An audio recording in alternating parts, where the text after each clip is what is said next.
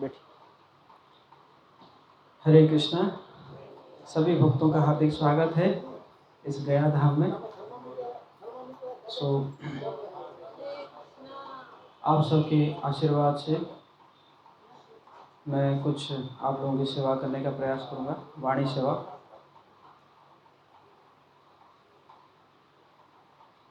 ओम अज्ञानतिमिरान्धस्य ज्ञानाञ्जनशलाकया चक्षुरुन्मिलितं येन तस्मै श्रीगुरवे नमः। नमो विष्णुपदाय कृष्णपृष्ठाय भूतले श्रीमते भक्तिवेदान्त स्वामी नामिने। नमस्ते सरस्वती देवी गौरवाणी प्रचारिणे निर्विशेष शून्यवादी पाश्चात्य देशकारिणे। जय श्री कृष्ण।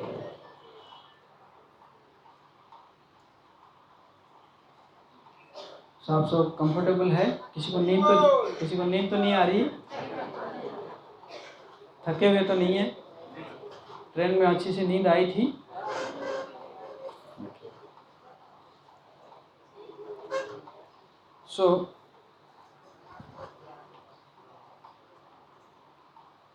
कुछ मैं भगवान विष्णु के चरणों के महिमा और विष्णुपाद गया धाम का के महिमा के बारे में चर्चा करूंगा,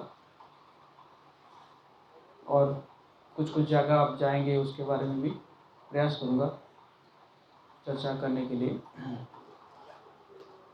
तो आप में से कितने लोग जानते हैं कि एक किताब है चैतन्य मंगल करके? बहुत कम लोगों को पता है। तो चैतन्य मंगल जो है वो लोचन दास ठाकुर ने लिखे हैं। आप में से कितने लोग बंगाल से हैं? सभी ना? तो जो चैतन्य मंगल है, उस चैतन्य मंगल में लोचन दास ठाकुर जो वर्णन कर रहे हैं कि एक बार नारद मुनि वो आए इस धरातल पर जीव के दशा देखने के लिए।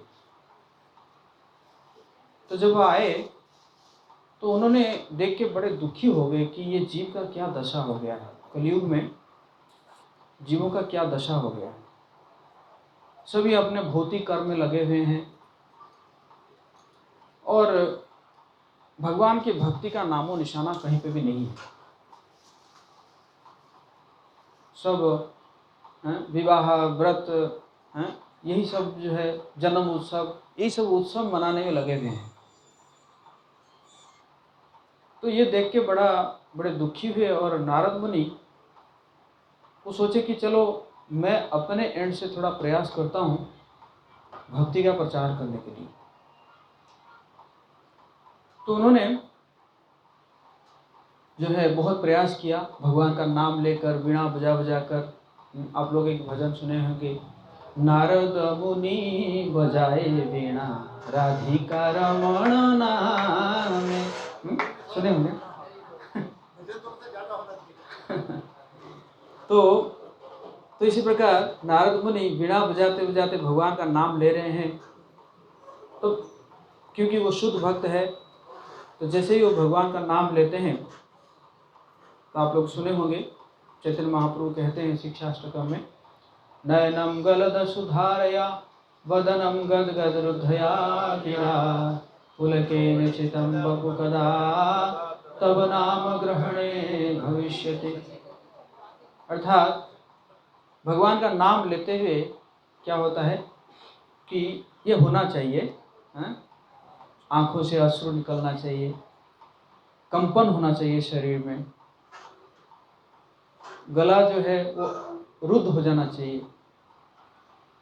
तो इसी प्रकार नारद मुनि इस प्रकार का लक्षण को प्रकट कर रहे थे और रो रहे थे, लौट रहे थे।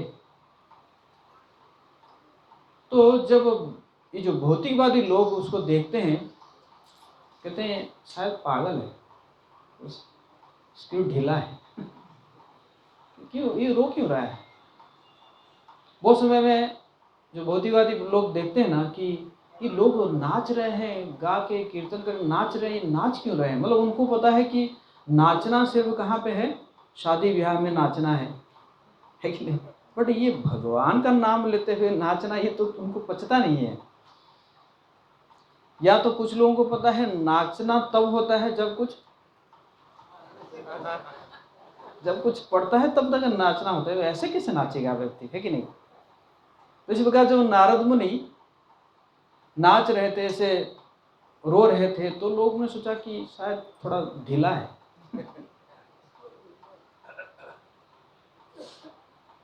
तो आप सबको हिंदी समझ में आ रहा है ना? किसी को ऐसा तो नहीं कि हिंदी समझ में नहीं आ रहा है? सबको हिंदी समझ में आ रहा है ना? तो क्या हुआ कि फिर नारद मुनि देखे कि ना, ये मेरे बस की बात है नहीं। अब नारद मुनि सीधा गए कहाँ? द्वारका। अपना एयरलाइंस में पकड़ के सीधा चला द्वारका। अब हम कैमरा लेके जाते हैं द्वारका में। अभी नारद मुनि वहाँ से आ रहे हैं, अब हम तुरंत कैमरा लेके जाते हैं कहाँ? द्वारका में। द्वारका में क्या है? तो भगवान उस दिन रुक्मिणी माता को पता चला कि अभी भगवान मेरे महल में आ रहे हैं। तो हालांकि रुक्मिणी माता के लाखों दासियां थी और पूरा महल एकदम नीट एंड क्लीन था, फिर भी रुक्मिणी माता क्या करती कि अपने हाथों से कोना कोना वो साफ करती है। भगवान अभी आ रहे हैं और भगवान को कैसे स्वागत किया जाए उसके लिए सब कुछ व्यवस्था करती है। लाइट है ना, जैसे सूदिंग लाइट, सूदिंग म्यूजिक, इसी प्रकार व्यवस्था करके रखती है। और समय पर भगवान आते हैं। जैसे भगवान आते हैं तो स्वागत करती है और करने के बाद उनको आसन में बिठाती है और बिठा के उनके चरणों को अपने छाती पर लगा के फिर वो रोने लग जाती है। तो भगवान समझ नहीं पाते कि ये रो क्यों रही है। मैं तो अभी आया हूँ, मैं जब आया हूँ इसको तो खुश होना चाहिए, ये रो क्यों रही है? तो ऐसा कभी आप पढ़े होंगे, भगवान एक बार कभी मजाक किए थे रुक्मिणी माता के साथ। कितने लोगों को पता है? भगवान कभी मजाक किए थे, अरे तुम फंस गई मुझे शादी करके, है ना, तुम्हें तो अच्छा किसी से शादी करना चाहिए, अभी भी समय है, चले जाओ और किसी से शादी कर लो। इसी प्रकार का एक बार है कि ना, पति पत्नी में थोड़ा होता है ना, थोड़ा ऐसे होता है तो थोड़ा मजा आता है कि संबंध में थोड़ा रस आता है। तो उस दिन रुक्मिणी माता बहुत रोई थी। तो भगवान ने सोचे कि शायद उसी बात को याद करके रो रही है। तो भगवान ने कहा कि तू क्यों रो रही है, कि शायद उस बात को याद करके आप रो रही है क्या? मैं तो वो मजाक कर रहा था, मैं थोड़ी कि ऐसा सही में कह रहा था। तो रुक्मिणी माता के नहीं, मैं इसलिए नहीं रो रही हूँ, मैं इसलिए रो रही हूँ कि ये जो चरण मेरे पास है, कुछ समय के बाद ये चरण जो है मेरे से अलग चला जाएगा, अलग हो जाएगा। मैं उस विरह को याद करके रो रही हूँ। तो भगवान फिर थोड़ा सोचने लगते हैं। फिर भगवान कहते हैं, एक बात बताओ, ये चरणों में है क्या? मेरे चरणों में है क्या? कई बार भगवान भी खुद कंफ्यूज हो जाते हैं कि ये चरण में है क्या। करके क्या करते हैं, अपने जो चरण का जो उंगली को खुद चूसने लगते हैं। क्या रस है इसमें, ये भक्त लोग पागल हो रहे हैं इस चरण के पीछे। तो जैसे ये पूछते हैं भगवान, तो रुक्मिणी माता कहती है कि मतलब आप परम भगवान हैं, आपको ये संसार में सब कुछ पता है, लेकिन बड़ा आश्चर्य की बात है, आपको अपने चरणों की महिमा नहीं पता है। तो भगवान कहते, अच्छा ऐसा कोई कुछ है क्या जो कि मुझे नहीं पता? नहीं, आपको नहीं पता।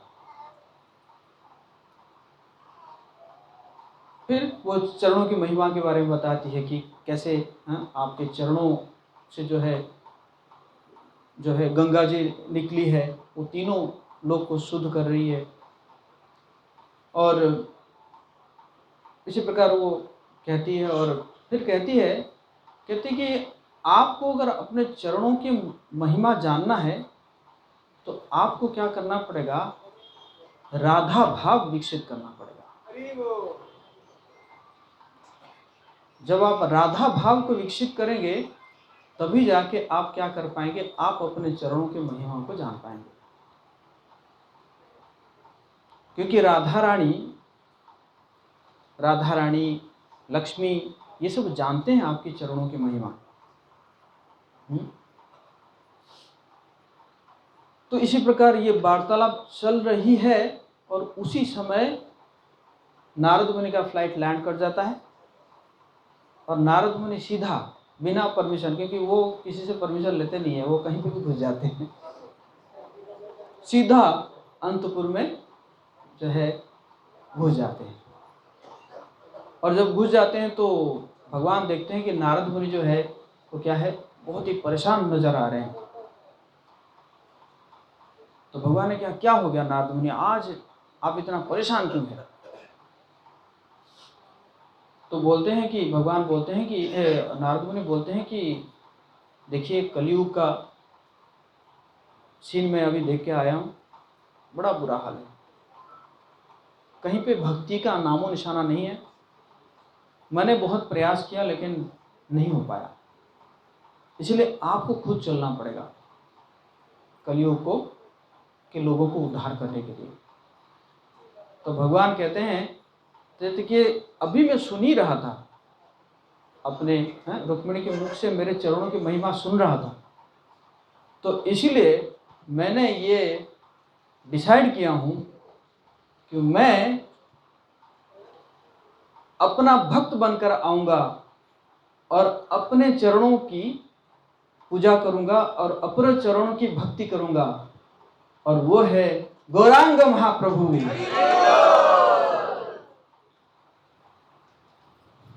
तो उस समय फिर वो महाप्रभु का मतलब महाप्रभु किस रूप में आएंगे, दर्शन कराते हैं। तो नारद मुनि देखते हैं और रुक्मिणी माता को दर्शन देते हैं। तो यहाँ से फिर महाप्रभु प्रकट होते हैं, निमाई के रूप में प्रकट होते हैं सची माता के घर। लेकिन बचपन से क्या कर रहे हैं, विद्यारस का आस्वादन कर रहे हैं। निमाई पंडित बन के रहते हैं, भक्त लोगों को बड़ा परेशान करते हैं, संस्कृत का तर्क करके भक्तों को बुलाएंगे और बुलाएंगे, कुछ श्लोक बोलेंगे और वो अगर सही बताएगा तो उसको बोलेंगे तुम गलत बोले हो, फिर उसको प्रमाण कर देंगे कि कैसे तुम गलत बोले हो। फिर वो कहेगा हाँ मैं गलत बोला था, नहीं तुम सही बोले थे। फिर उसको दूसरे एंगल से समझाएंगे कि नहीं तुम कैसे सही हो, वो कहेगा अच्छा मैं तो सही हूँ, फिर कहेगा नहीं तुम गलत हो। इसी प्रकार घुमा देते थे लोगों को। तो आप लोग जानते हैं केशव कश्मीर को भी हराया, कितने बड़े पंडित थे वो, और भक्तों को बड़े परेशान करते थे। और भक्त लोग सोचते थे कि अरे निमाई इतना इंटेलिजेंट है, इतना सुंदर चेहरा है, ये कब भक्त बनेगा?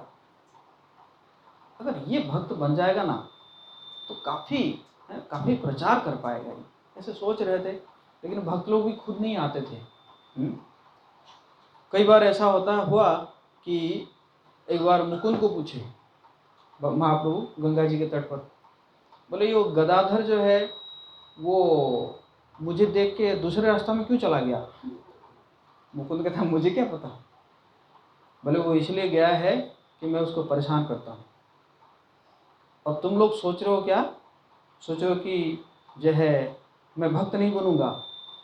अरे एक दिन ऐसा भक्त बनूंगा ब्रह्मा शिव तक आएंगे मेरे से भक्ति सीखने के लिए। तो बाकी भक्त सोचते हैं तो फेंकू है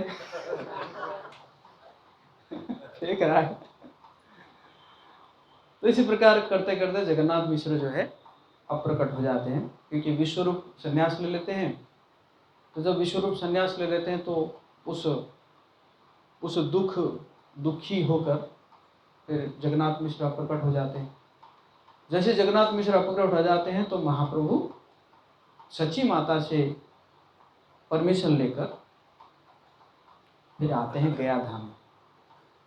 तो आते आते वो भागलपुर पहुँचते हैं, कन्हाई नटसला पहुँचते हैं, कन्हाई नटसला से भागलपुर पहुँचते हैं। भागलपुर में जो है वहाँ पे मधुसूदन मंदिर है, उसमें दर्शन करते हैं। वहाँ पे मंदराचल पर्वत है, जिस पर्वत को जो है समुद्र मंथन में व्यवहार किया गया था। तो वहाँ पे दर्शन करके फिर भगवान जो है पहुँचते हैं यहाँ पे पुनपुन नदी, पटना के पास पुनपुन नदी है। पुनः पुनः पाप धोती है, तो इसलिए पुनः पुनः से पुनपुन, तो वहाँ पहुँचते हैं। वैसे गया श्राद्ध का यही विधि है कि पहले पुनपुन नदी में तर्पण करके फिर आना चाहिए, गया धाम में आना चाहिए। तो इसी प्रकार महाप्रभु वहाँ पहुँचते हैं। वहाँ पहुँच के फिर गया धाम में प्रवेश करते हैं। गया धाम में प्रवेश करने से पहले महाप्रभु धाम को प्रणाम करते हैं। तो इस प्रकार शिक्षा देते हैं कि कोई भी धाम में हमें प्रवेश करने से पहले धाम को प्रणाम करना चाहिए। तो यहाँ प्रवेश करके महाप्रभु ब्रह्मकुंड में स्नान करते हैं, और ब्रह्मकुंड में स्नान करके फिर वो जाते हैं विष्णुपाद का दर्शन करने के लिए। और जैसे ही जाके वो विष्णुपाद का दर्शन करते हैं, ये थोड़ा सा चूं चूं क्यों हो रहा है, थोड़ा सा आवाज़ कम कर दिया मेरे को। हरे कृष्णा, ठीक है। तो जैसे ही वो विष्णुपाद में पहुंचते हैं, तो विष्णुपाद में सारे ब्राह्मण घेरे हुए रहते हैं भगवान विष्णु का चरणों को। और वहाँ पे वो लोग क्या करते हैं कि विष्णुपाद का महिमाओं का वर्णन करते हैं कि यही वो विष्णुपाद है, जिनको जो है शिव जी ने अपने सिर पर धारण किए हैं। गंगाधर बन गए शिव जी। और इसी को बलि महाराज अपने सिर पर धारण किए थे। इसी को लक्ष्मी जी जो है हमेशा सेवा करती रहती है। लक्ष्मी जी जानते हैं, लक्ष्मी जी जो है क्या है, चंचला है। लक्ष्मी क्या है, चंचला है। मतलब आप देखेंगे आपके पास सुबह 10 रुपये का नोट होगा, वो रात तक वो पता नहीं कितने 100 लोगों के पास चला गया होगा, है कि नहीं। तो लक्ष्मी क्या है, वो चंचला है। लेकिन चंचला लक्ष्मी जो है वो स्थिर हो जाती है भगवान के चरणों की सेवा करके, है ना। तो इसलिए एक भजन हम सुनते हैं ना, चंचल मन को केंद्रित कर दो श्री हरि जी के चरणों में। तो मन अगर चंचल है तो उसका उपाय क्या है, भगवान के चरणों की सेवा करो, भगवान के चरणों को ध्यान करो, भगवान के चरणों को का यश को बताओ, लोगों को कीर्तन करो। तो जैसे ही वहाँ पे है ना, तो इस प्रकार चल रहा है कि भगवान के चरणों का ये महिमा है। और ये जो है लक्ष्मी जी इसको सेवा करती है। सारे जो है योगी लोग इसी को हृदय में धारण करते हैं। तो जब ये सब होता है तो उसी समय तो इसको जब भगवान सुनते हैं, चैतन्य महाप्रभु सुनते हैं, तुरंत उनके आंखों में आंसू आ जाता है। तो देखिए यहाँ तक कहाँ क्या थे, निमाई पंडित थे, लेकिन पहली बार भगवान विष्णु का चरणों को दर्शन करके महाप्रभु के आंखों में आंसू आ रहा है। तो अब निमाई पंडित क्या बन गए, भक्त बन गए, अपने भक्त रूप में उन्होंने प्रकट किए। वो कनेक्शन है कहाँ से, वो जो चरण का जो चर्चा चल रहा था। तो जैसे ही चरणों को देखते हैं तुरंत वो अपने आप को भक्त रूप में प्रकट करते हैं, और ऐसा अश्रु निकलता है आंखों से, ऐसा लगता है कि जैसे दूसरी गंगा जी निकल रही है। ब्राह्मण लोग भी देख के एकदम हैरान कि ये क्या है, ये तो अद्भुत रूप है ये। तो उसी समय ईश्वरपुरी पाद वहाँ पे पहुँचते हैं, और ईश्वरपुरी पाद से मिलन होता है महाप्रभु का। फिर महाप्रभु ईश्वरपुरी पाद को भी ये बोलते हैं कि अब मेरा गया आना सफल हुआ। क्यों, क्योंकि मैंने आपके चरणों को दर्शन किया।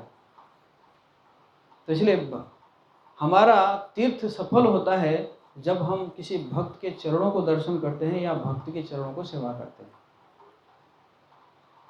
तो उसके बाद फिर ईश्वरपुरी पाद से परमिशन लेकर महाप्रभु जाते हैं यहाँ पे सब जगह में श्राद्ध करने के लिए जाते हैं, पिंडदान करने के लिए जाते हैं।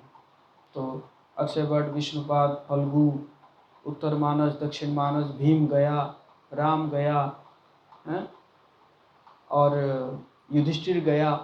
तो ये सब जगह क्यों है? क्योंकि ये जगह में सब आए थे, भीम जी आए थे जहाँ, तो वहाँ पे भीम गया है। जहाँ युधिष्ठिर महाराज आए थे वो जगह का नाम है युधिष्ठिर गया है। जहाँ पे भगवान राम आए थे वहाँ पे राम गया है। सीता कुंड है, आज आप शाम में जाएंगे दर्शन करने के लिए, सीता कुंड है ना। सीता कुंड भी सीता माता वहाँ पे जो है पिंडदान दी थी, और उसके बारे में मैं थोड़ा डिटेल से बताया हूँ। उसमें आप लोग वीडियो में देख सकते हैं, मैंने एक वीडियो बनाया हूँ कि क्या महिलाएं पिंडदान कर सकती है, इस प्रकार एक मैंने वीडियो बनाया हूँ, उसमें मैंने डिटेल से बताया हूँ। तो इस प्रकार महाप्रभु जैसे वृंदावन दास ठाकुर बताते हैं 17 जगह में उन्होंने पिंडदान करते हैं। उसके बाद में महाप्रभु वापस आते हैं, वापस आके फिर जो है ईश्वरपुरी पाद को सेवा करते हैं, और दूसरे दिन फिर महाप्रभु यहाँ पे दीक्षा लेते हैं। उनसे प्रार्थना करके, ईश्वरपुरी से प्रार्थना करके, मैं दीक्षा लेना चाहता हूँ।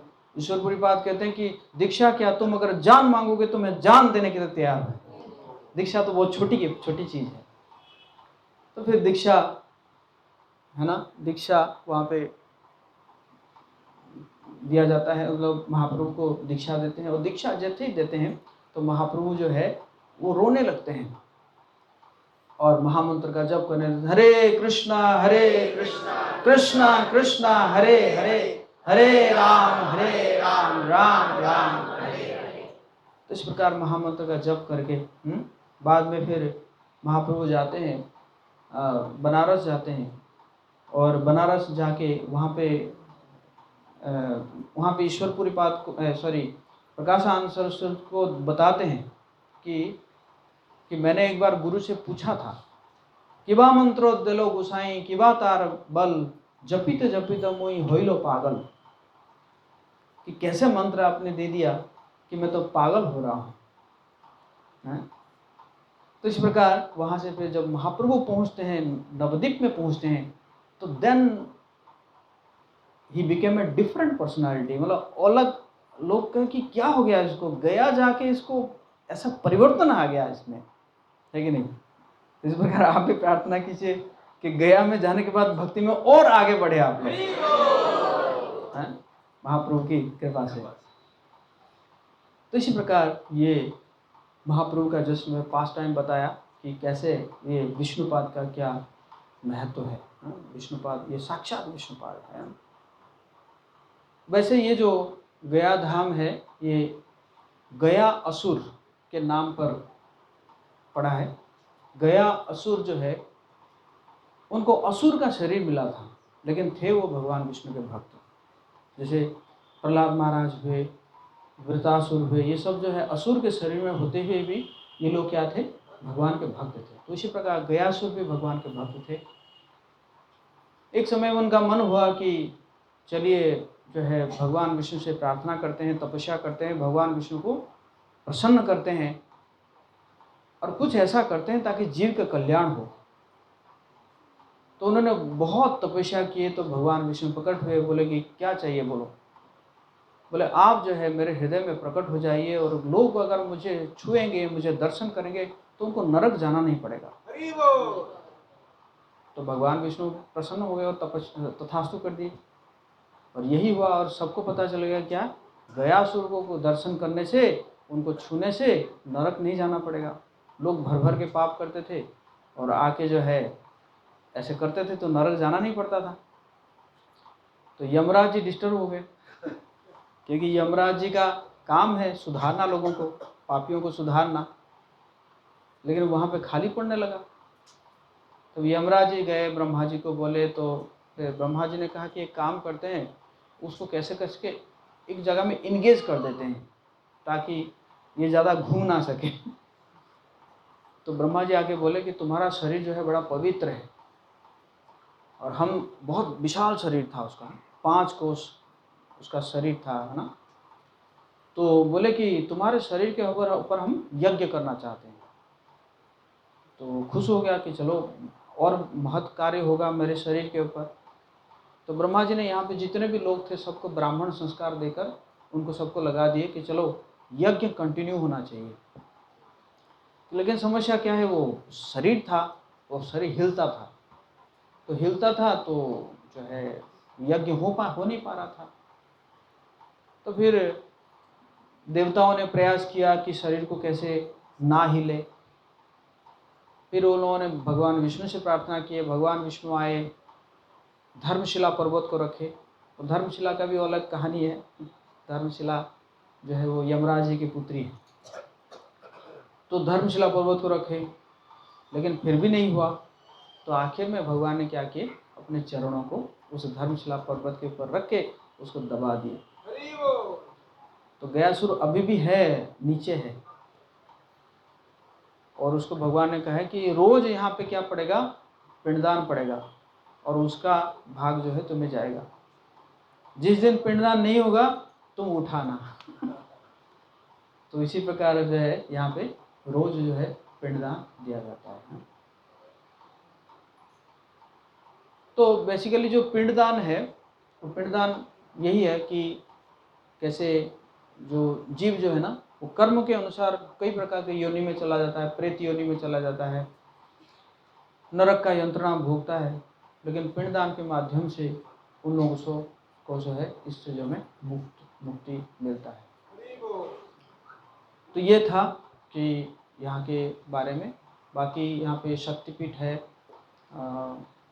आपके मंगला गौरी शक्तिपीठ है, और अक्षयवट है जिनको सीता माता ने वरदान दिए थे, जो है अक्षय रहोगे। सीता माता, जब भगवान राम, ऐसे वर्णन है कि भगवान राम जब आए थे यहाँ पे दशरथ महाराज जी को पिंड प्रदान करने के लिए आए थे, तो उस समय तो भगवान राम गए थे कि श्राद्ध के लिए सामान मान इकट्ठा करने के लिए गए थे। तो उसी समय दशरथ महाराज आते हैं और आके बोलते हैं कि बहू मुझे जो है अब जल्दी पिंड प्रदान करो, और मैं जल्दी में हूँ। तो मैं जो है सीता माता कहती है कि आपके पुत्र गए हुए हैं। नहीं नहीं, मैं जल्दी में हूँ। तो सीता माता क्या करती है, ब्राह्मण के द्वारा, और ये सब को साक्षी रख के, फल्गु, बट वृक्ष, ये सब को साक्षी रख के वो जो है उनके हाथों में दे देती है। मतलब बालू का पिंड बना के, खुद महालक्ष्मी है सीता माता, तो बालू का पिंड बना के वो दे देती है। तो उसको दशरथ महाराज लेकर चले जाते हैं। बाद में जब भगवान राम आते हैं और पिंडदान देते हैं तो दशरथ महाराज नहीं आते हैं। एक्चुअली ऐसे मैंने सुना है, यहाँ के जो पुराने लोग कहते हैं कि पहले जो पिंडदान होता था, कुछ कम से कम 50-60 साल पहले जो पिंडदान होता था, वहाँ पे पितृलोक में पितृ दिखते थे।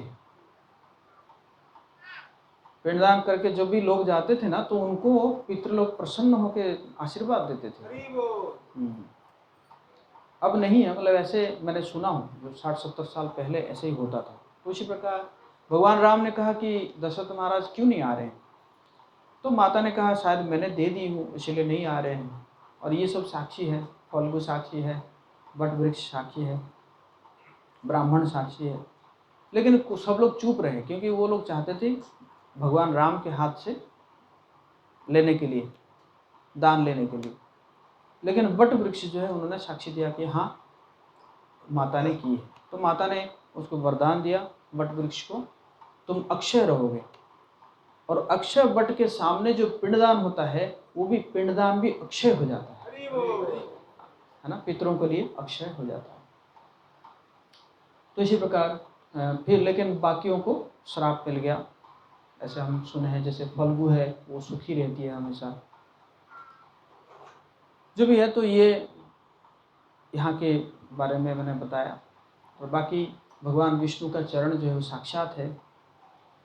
श्रीमद् भागवतम में तीसरे स्कंद के 31 नंबर अध्याय के 21 नंबर श्लोक में कपिल भगवान बताते हैं कि एक जीव जो है वो माँ के गर्भ में रहकर जब बहुत कष्ट होता है तो वो कैसे प्रार्थना करता है। कई प्रार्थना होता है, तो उसमें एक प्रार्थना है, तस्मात् अहम विगत विप्लव उद्धरिष्य आत्मानम आसु तमस सुहृद आत्मनैव भूय एतत् व्यसनम अनेक रंध्रम मामे भविष्य उपसादिता विष्णुपाद। वहाँ पे विष्णुपाद शब्द आया है, इसलिए मैं श्लोक बोल रहा हूँ। तो माँ के गर्भ में वो बच्चा प्रार्थना करता है कि अब मैं दोबारा ये माँ के गर्भ में नहीं आऊँगा। तो माँ के गर्भ में नहीं आने के लिए क्या करना पड़ेगा? कहते अब मैं अपने मन को, अपने चेतना को भगवान विष्णु के चरणों में लगाऊंगा। तो आप में से कितने लोग फिर दोबारा माँ के गर्भ में नहीं आना चाहते हैं? तो आप लोगों के लिए फॉर्मूला दिए हैं, कपिल भगवान दिए हैं। श्रीमद् भागवतम 3 स्कंद 31 अध्याय 21 नंबर श्लोक। मामे भविष्यत उपसादिता विष्णुपाद। अब मैं जो क्या करूंगा, भगवान विष्णु का चरणों को ध्यान करूंगा और फिर मुझे जो है दोबारा फिर माँ के घर में नहीं आना पड़ेगा। हरे कृष्णा कृष्णा कृष्णा हरे हरे, हरे राम राम राम हरे। किसी का कोई प्रश्न है?